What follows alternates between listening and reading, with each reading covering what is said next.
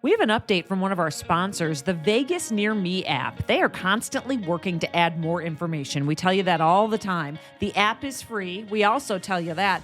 But gosh, when we get these updates, it really is incredible how much information is inside. Yeah, VegasNearMe has recently partnered with Vegas.com to get you the best prices on show tickets. In fact, they have over 1,000 shows listed inside the app.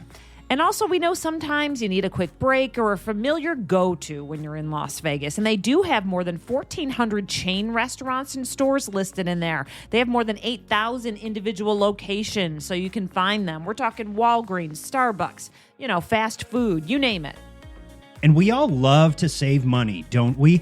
Well, Vegas Near Me is going to help with that too.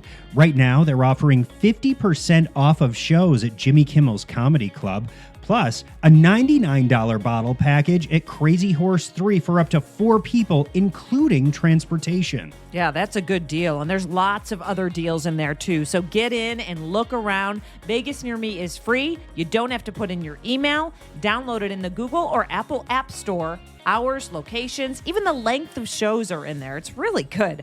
You can even find live music, kid-friendly activities, maps of inside the hotels and casinos. It really is a lot of information in your hand. It is. Vegas Near Me. Download it today. It is episode 220 of Vegas Revealed. A new show debuts at Harrah's this summer, and a fun activity you can do down in Boulder City before it gets too hot. Plus, we talked to an expert about Las Vegas's summer outlook, why it might be a good time for you to visit, and are there any signs of slowing down? Plus, Sean has some advice for parents that want to bring their kids to the Las Vegas Strip. And we hit a new day club pool spot and tell you what makes it different from the others. It's all this week on Vegas Revealed. Vegas Revealed, presented by Level Up Law, starts now. Welcome, everyone, to episode 220 of Vegas Revealed. It's Dana Roselli and Sean McAllister here. We have a lot to get to today, but first, yay! We want to celebrate our first listener text message. I love this. So last episode, we told you we were debuting a new feature. If you go down into our show notes, you'll see a link there that says that you can text us direct feedback. And we said we were waiting to see who was going to be the first person to text us at our new Vegas Revealed text line. And our first text came from Charlotte, North Carolina.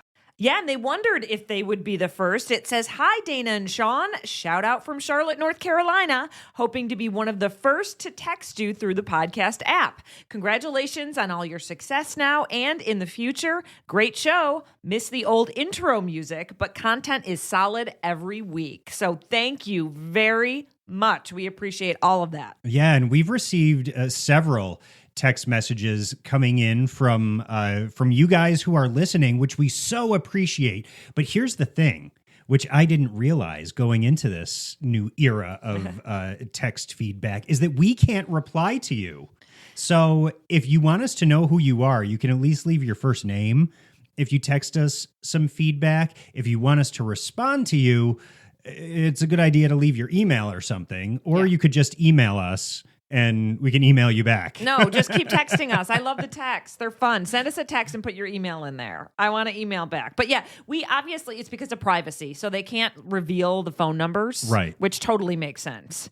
But whoever you are in North Carolina, we love that you listen. And I wanted to address, if you didn't hear in a past podcast, of the reason we changed the intro music, because this person says, "Great show, miss the old intro music," but they copyrighted it, so we aren't allowed to use it anymore, or else we would be using it. It wasn't like some creative decision. No, it wasn't. We missed that theme song too. Yeah. But the good news is that you can go back to past episodes and still hear it. Yeah. I know you can. Looking on the bright side. Definitely. Hey, we got another text message in. This one says, "I doubt I'm your first," which you are not. But and this one comes from Las Vegas, by the way. "Glad you have this, and I will be texting more. Love the show. Keep up all the great content." So thank you so much. We love this. Again, a link right in our show notes. If you want to hit Send us some feedback, say hello, whatever, an idea for us, text us. And as always, we do want to say a big thank you to those of you who subscribe to the Vegas Revealed podcast and contribute monthly to keep the show going and operating. It actually does make a big difference. So we appreciate each and every one of you. We know who you are, you know who you are, and we love you guys. Yeah. I mean, there are features available that we're allowed to take on because of that donation that they give us every month. And so it enables us to be able to do more. So we thank you for that. Our podcast hosting site has a lot of features, but sometimes you have to enable them and it costs money every month. So we appreciate you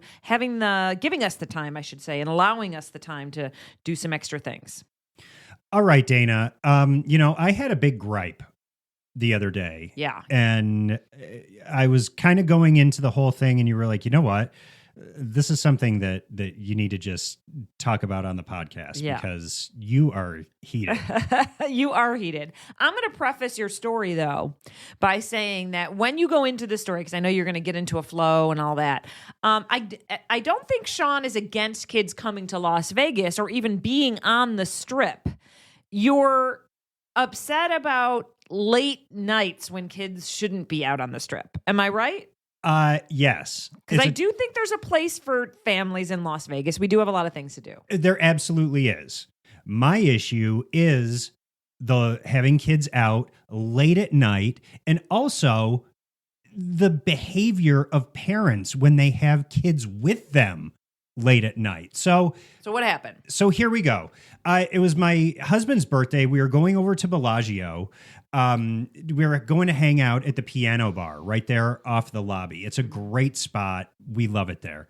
As we were pulling in off of the Strip, it was, we had the green light to go. The pedestrians had a big, the red hand. Mm-hmm. They weren't supposed to be going. As we were turning that corner to go into South Park, there was it was two guys, one pushing a stroller, the other carrying a very small child in his arms. They both ran out in front of us to cross the street as we were pulling into the front drive there at Bellagio. And that was issue number one. And I was like, first of all, that was completely irresponsible to do. Mm-hmm. And second of all, it's late. That baby needs to go to bed. You're throwing its schedule off. Yeah. What time was it?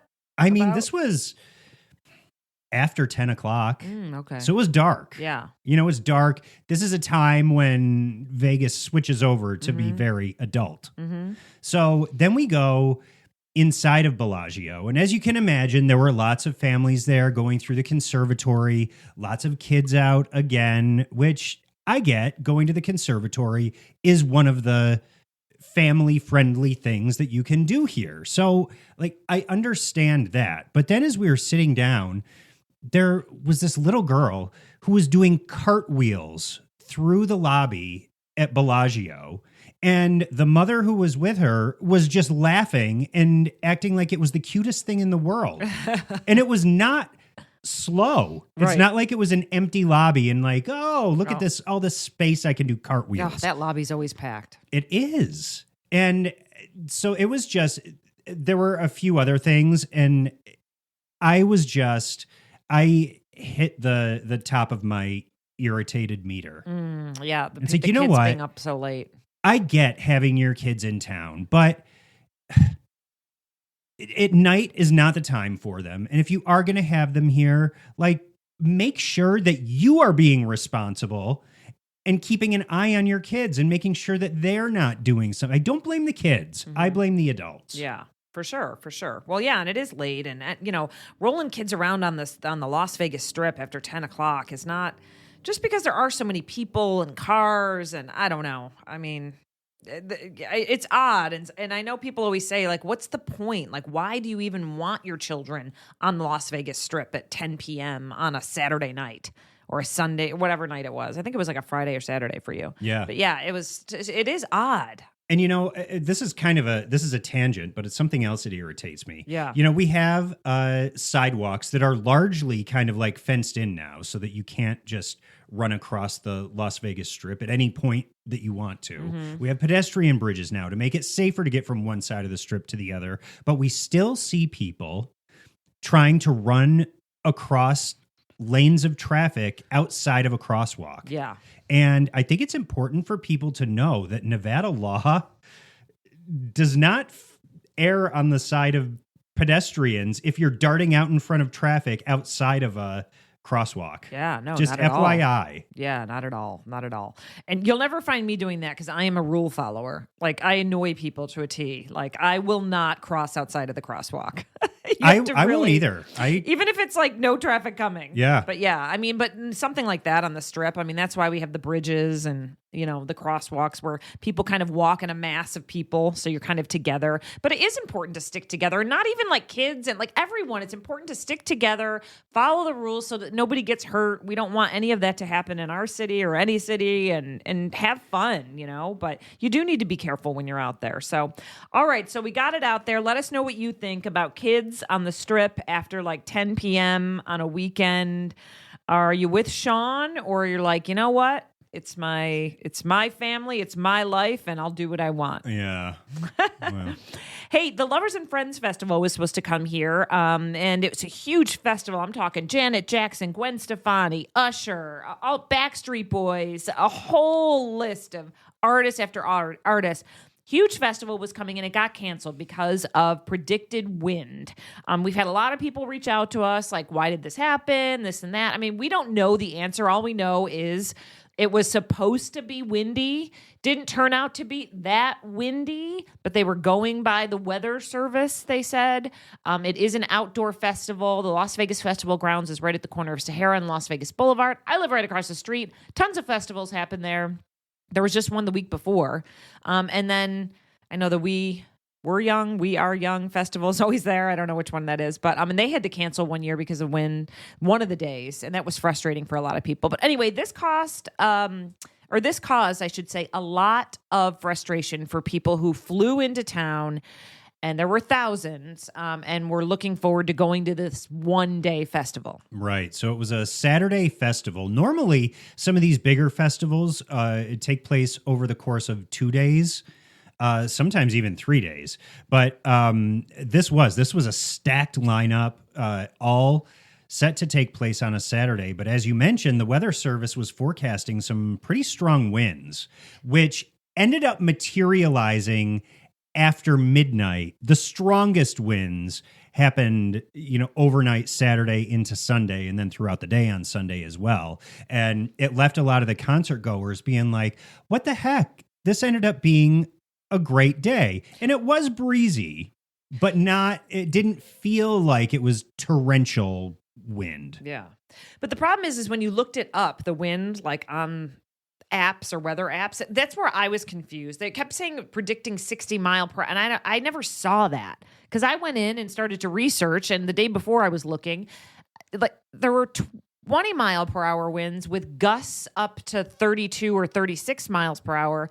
But I never saw the 60 that they were talking about. And I don't know. I'm not sitting there in front of a weather computer. I'm not a weather expert. But I think that's where it was confusing for people, because if you did look on your phone on the weather app, or you did go online and look at whatever, the weather on another site, right? It was like you weren't seeing the winds that they were saying we were supposed to get. So it was confusing and people were frustrated because of that. Well, and I think the thing with Las Vegas, so picture the Las Vegas Valley as kind of a big bathtub. Las Vegas is right down on the bottom of the bathtub. The edges of the bathtub are the mountains that surround us. And depending on where the weather is blowing into the Las Vegas Valley, if it's shooting through, the opening in a couple mountains, that can funnel the wind and make for some really dangerous conditions. So I get that extra caution was being taken, and they were saying this could be the case. You just don't necessarily know with 100% certainty with the weather. No. And actually that night I did drive down to the southwest part of the valley, and when I was driving, you could see the dust in the air, and I'll admit it wasn't very windy. I live right near the festival grounds where the festival grounds were. But you can't predict where the winds are going to, like you're saying, you get a gust with those outdoor stages and people. It could be very dangerous. It could have been a very dangerous situation. So, I mean, anyway, regardless, they canceled. Probably the best thing to do because of safety. A lot of people talking like, well, what is the alternative? And I don't really know what the alternative would be. You can't set up all those stages in an indoor facility that quick. You can't prepare. What's the backup? You can't just have a backup in, 24 hours. I mean, is it something they could have planned like way ahead? Maybe, but that's a cost to set something up that might not be used. So I don't even know what the answer is. I know a bunch of people had said maybe not having festivals during the windy season, and that might be the answer. Maybe more of a September, October festival would be better. Well, and I think also the bottom line is that if you're planning to attend an outdoor festival, you have to know that Mother Nature could intervene and derail your plans. That's always a possibility with an outdoor venue. Yeah. And they were refunding ticket sales. Yeah. It's not like people were out the ticket price if they got the tickets from a verified source. Right. Yeah, they were out plane tickets and hotel rooms and stuff like that. But, because they had to travel into Las Vegas. I know some people were like on Twitter going, I'm on the plane and what do I do now? And I mean, yeah, like you said, I mean, you can come have fun in Vegas, which is great. And yeah, there's always a risk that something's going to be canceled. But maybe it's move it outside of this April, May, because there have been a lot of festivals that have had wind issues because of this. And I went to the Lovers and Friends Festival not last year, the year before. And even that day, it was pretty breezy. And it does make it for a little bit, it's uncomfortable. So I don't know. That might be the solution. And I'm sure that they will revisit and analyze and decide what they want to do for next year. Yeah. But some of the fans who were expecting to go to the festival ended up going over to Resorts World where Snoop was performing. And it was absolutely packed. It was up there at the Day Club. Oh yeah, IU had Snoop there, and a lot of these folks, artists like Snoop, had things planned already around the festival. So I think a lot of people probably took advantage of that, like you said. Yeah, it was packed over there, and then Usher was at Jewel nightclub. He was planned to be there, but he went anyway, which was great. He sent out a tweet the next day saying he felt terrible, that everything got canceled, and he would see everyone soon. Not what he had hoped for. And then Janet Jackson was in town, and she went over to Kylie Minogue at the Venetian, and that's great. So, I mean, like these artists made the best of it, and hopefully people that were in town for the festival maybe got to run into them at some of these other shows or venues. Yeah, well, and that's the thing that happens too. I know when a previous festival was canceled, they scrambled and got artists to perform at some other venues, doing some last minute pop-up shows around the strip at different venues. So it is. People had run-ins with some of the artists who were set to perform, and I guess that is the silver lining of the storm cloud. Yeah. I know. It was a great lineup. I know so many people were looking forward to that. So what a shame, but hopefully they can get it together and do it again. And I know that people like that, the variety of all the different acts in one day. It's not for me. I don't love that, but just because I like to be planted, but I totally get, if you're a festival goer, to interact with people and be out there and live music and moving around to go see your favorites, it's a thing and people love it. And I mean, festivals are more popular than ever. Yeah, they are. I agree with you. I'm not the biggest festival person either. Right. I'll go, but now, if someone said, I'm not like first in line to get tickets. Exactly. If someone said, here's a VIP pass to Coachella, I'd go. Other than that, you'll never see me there. and you can go into the area that has couches and, trailers and your own, food area. I'm in. Yeah. The luxury festival scene. I like that. Well, hey, still to come here on this episode, we are talking summer travel here in Las Vegas and what the outlook is. Are we still headed in the right direction, or is a slump coming our way? We're going to hear from an expert still to come. But first, we want to remind you about our presenting sponsor, Level Up Law. Yeah, Vegas Revealed is presented by Level Up Law. You hear that at the top of the show. And listen, you don't have to live in Nevada to get help from Level Up either. If you have a wrongful death case or you've been in a motor vehicle accident, maybe you've been harmed in a ride share, you can call Level Up Law now at 855-LEVEL-UP. Yeah, I have heard more and more people that I've personally talked to lately who have been in a rideshare accident. So this is definitely something that Level Up can help you with. Maybe you've also experienced a slip and fall or were injured at a place of business or on a construction site. Call Level Up Law. Maybe you have property damage, wind resulting in downed trees, wildfires, or water damage. The experienced team over at Level Up Law can help you. Go to leveluplaw.com for more information, or again, call them at 855-LEVEL-UP. That's 855-LEVEL-UP. All right, Dana, let's talk summer travel and talking about the travel outlook for Las Vegas in terms of how many tourists are going to be headed our way. We know that last year in 2023, the summer brought in about 10 million visitors, which is crazy. Yeah, that's a lot of people. So we wanted to get some more insight. We went over and talked to Steve Budin. He is a financial analyst, and he often tracks trends that predict what visitor volume will look like. So we sat down with him for a summer outlook. The airline fares are holding up. Hotel room rates are holding up. The occupancy rates are great. If you take COVID out, we are equal to, if not greater than, a normal year. So we are hitting on all 8 cylinders at this point. Why do you think that is? I think sometimes I feel baffled at, I thought we were going to be tighter with our money in case of an emergency because of, what happened during COVID, or, people weren't working, but it doesn't seem like we've slowed down.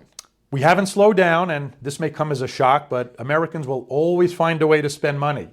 It does concern me where the money's coming from, but Vegas is definitely benefiting. And again, in relative terms, Vegas has always been a better value than other cities. So if somebody has a limited budget, they may not go to Europe for the summer, but they'll come to Vegas because it still provides great value, even at these elevated prices. The big change for the summer, Allegiant Stadium, as you know, is enclosed, and you're seeing more soccer events.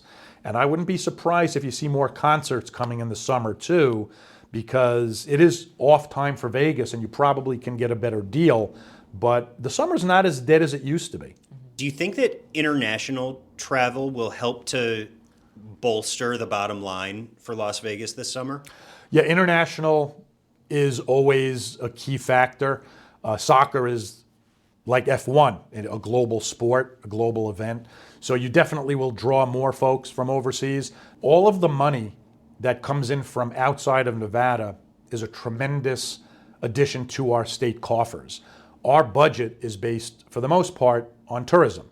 We don't have a state income tax. We don't have a corporate tax. The reason we don't is because all the tourists come in and they spend their money.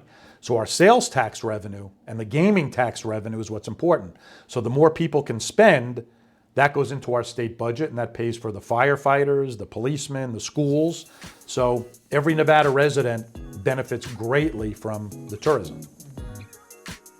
And we appreciate Steve's time and expertise sitting down to talk with us about the summer outlook here in Las Vegas. And by the way, our Vegas Revealed TV show this week is all about summer travel. And you'll be able to see that full episode up on our Vegas Revealed YouTube channel starting this weekend. Yeah. And we go through a variety of things, some places that we've been all around Nevada, in Las Vegas, some ideas that we have for you, some really cool, unique things. So we loved putting this show together. And again, you can go to our YouTube and watch it there. We hope you're enjoying the shows there. I know we had that special sit down with the CEO, or the owner, I should say, of the Rio, and it's got like 23,000 views. Yeah, and people, climbing. Yeah, and people have said that it's been really beneficial for them to sit and listen to his vision, his plan. And I actually saw someone comment and say, hey, I'm giving the Rio a try next week, so I'll let you know how it is. And yeah, try it. Let us know. Yeah, we appreciate the feedback. Maybe click the link down in our show notes and send us a text. Yeah. About your trip to the Rio. Hey, can I also mention that a lot of people come up to us and go, hey, so So the Rio paid you to do an interview, or hey, so you went and interviewed Chippendales. They must have paid you for that segment. We are not paid for segments, coverage, anything we talk about. I just want to put that out there because I know there's a whole world out there of influencing and all that, and people get paid for content. We do not get paid. Our sponsors pay us for the time to put on the show, but and some commercials in our television show, but we are not paid to do segments in our show. None of this is paid at all. Right. There are a lot of them are ideas, or sometimes people pitch us an idea, or it's some of the feedback we've gotten. And the Rio thing was, hey, a lot of people are asking about what's the future of the Rio. So we had an opportunity to sit down with the owner, the new owner, and we thought, let's pick his brain. Well, and that was the first in-depth, long-form conversation that has been put out. Right. With the Rio's owner. So that's why we did that. And, you know, it seems like it struck a chord with a lot of you based on the reactions we've been getting. Yeah, exactly. People are interested in it. Hey, we also went over to Cassie Beach over at Virgin on Saturday. It was a little breezy in the day on Saturday. But you know what? We had a nice time. And here's why. I wanted to mention just some of the things that make this Cassie Beach Club a little bit different than some of the other pool clubs around town. First of all, Cassie Beach Club is new. Cassie Beach House, the restaurant and patio, which is great, has been open for a while. It's fabulous. I've talked about it on the podcast before. The food is good. The vibe is good. I love it. But now this is the Cassie Beach Club, and that's the pool area that sits right in front of it. Yeah, and there's the pool right in the middle of it. There's a sandy beach as you walk into the pool. The cabanas around the pool are, I mean, it's a really nice atmosphere. It is. And you know what I loved about it and what makes it different is it is a little bit more chill than the big party pool clubs like EDC, or not EDC, EBC, Encore Beach Club. Also, you know, Wet Republic and IU. I mean, those all have a purpose. People love those. But if you're looking for something that's a little bit more like resort style, luxury, a little bit more chill with music, with, you know, food service and cocktails and different pop-up activities around the beachy pool, this is for you. It is. But I feel like this is almost the ultra lounge version of the day club, where you can still like have a conversation. There's still a vibe, but it's not like the fist pumping in your face, wall to wall, elbow to elbow with everybody else around you. Yep, exactly. And for us, we liked it. We liked that. We had a lot of laughs that day because we could interact. We did. We had a lot of laughs. I took a lesson on how to give a good social media pose. I did not do well, but it was funny. Oh my gosh. Yeah, our friend Robin, she does the best like boomerang selfies. And Sean was looking at her going, how do I do that? And trying. And it was, if you want to see how it turned out, you can go to our Vegas Revealed Instagram and watch the reel from Cassie Beach. All right, let's do some tips.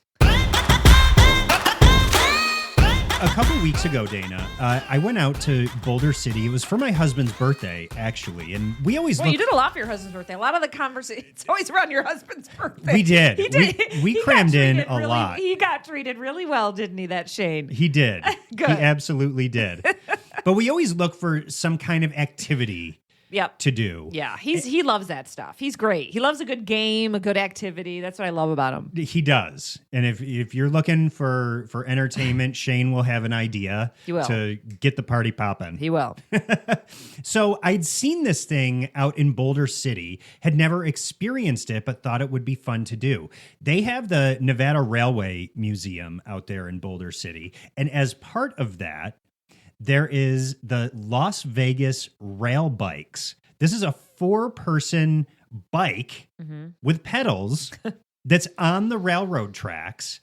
And you all just get on there and you pedal your way down the tracks for 4 miles. There's a stopping off point where, you know, if you want to bring a bag to have some snacks and some waters, you go and hang out there at some picnic tables.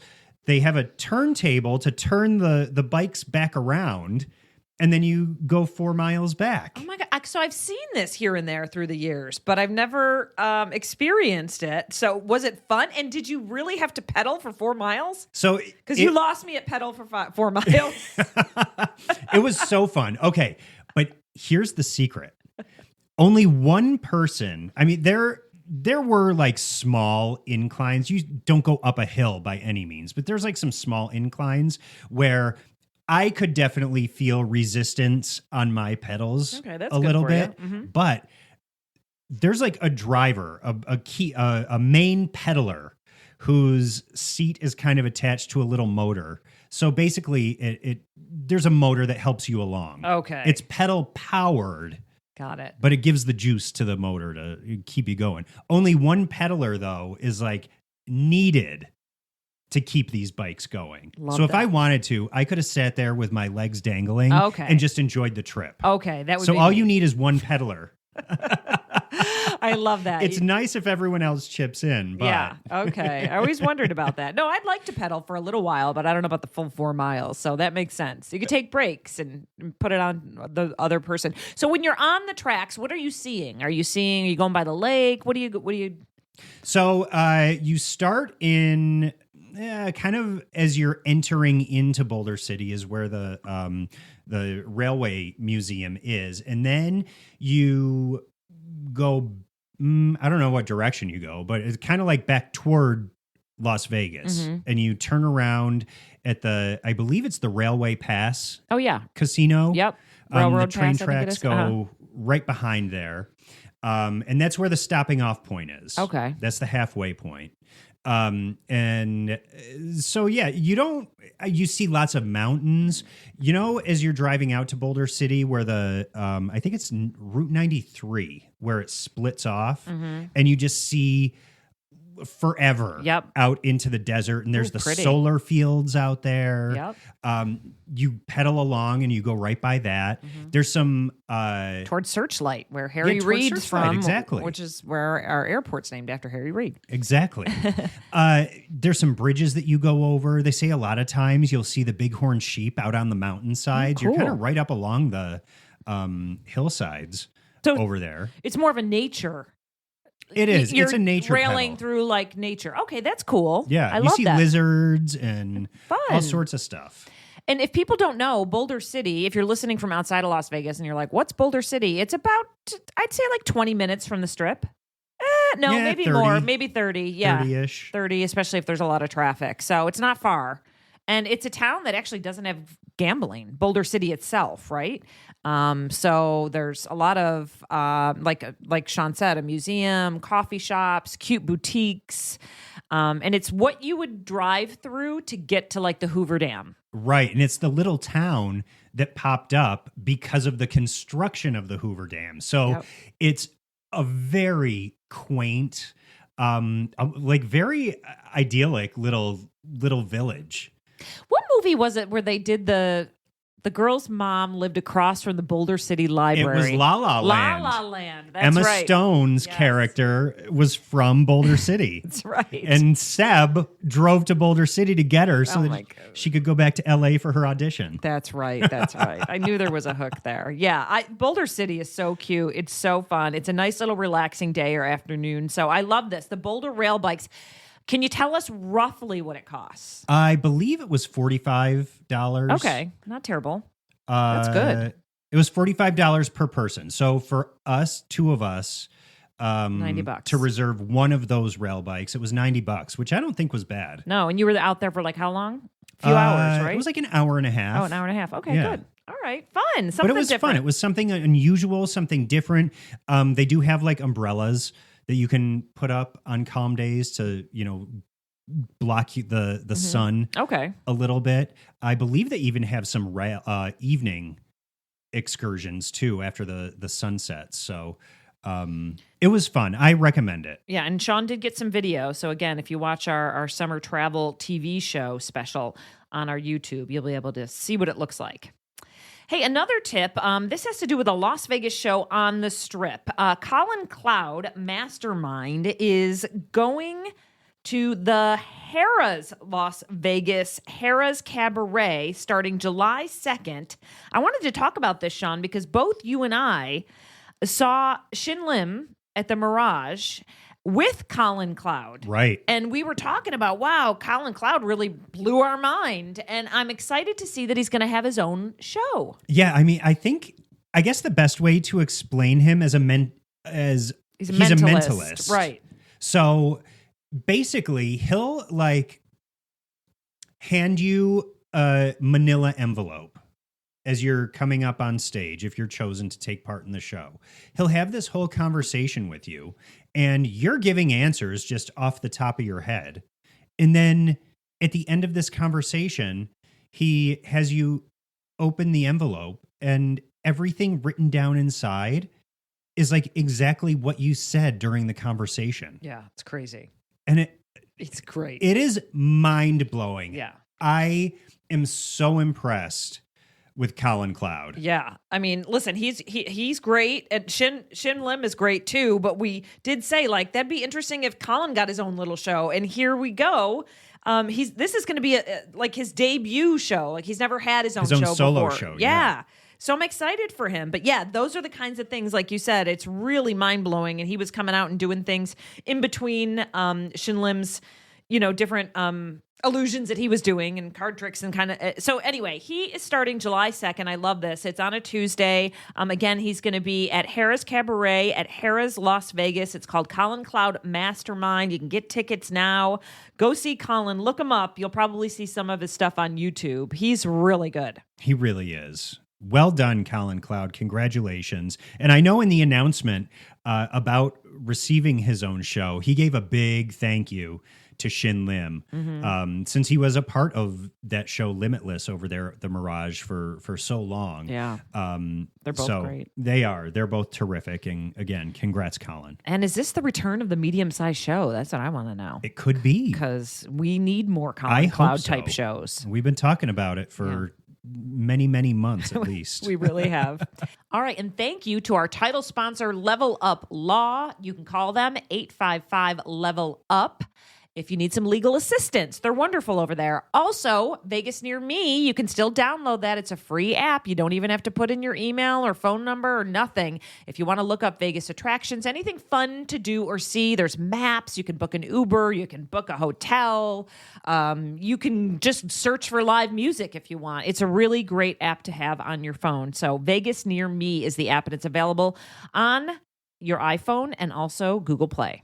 And a reminder, if you are here in Las Vegas, you can watch Vegas Revealed on TV weekends on Fox 5. We also put our full television episodes up on our Vegas Revealed YouTube channel, so you can watch current episodes and go back and watch previous episodes as well. And as always, stay in touch with us every single day on our Vegas Revealed social media channels on TikTok, Instagram, Twitter, X, whatever you want to call it. We're there. Yes, we are there. How about that Tom Brady roast? That was funny, wasn't it? That was so hilarious. I just finished watching it. I watched the first 2 hours or the first hour, whatever. I had an hour left to watch and just finished that last night. It was such a good show. And Nikki Glaser is incredible. Well, yeah, and I was going to mention that because, I went to see her show here with David Spade, and it was so funny. And I was so glad to see her up there. Then, out of that whole 3-hour roast, she was the standout, according to me and you. Yep. We both were like, she was fantastic. She's just funny. So good. Yeah, she really was good. So if you want to see the Tom Brady roast, don't have the kids around in the room, but it's like 3 hours. But I did see somebody post and they were like, everybody should watch this and remember that comedy is comedy and everything doesn't have to offend you. Yes, exactly. So true. Very, very true. Speaking of comedy and TV shows, we never talked about Hacks.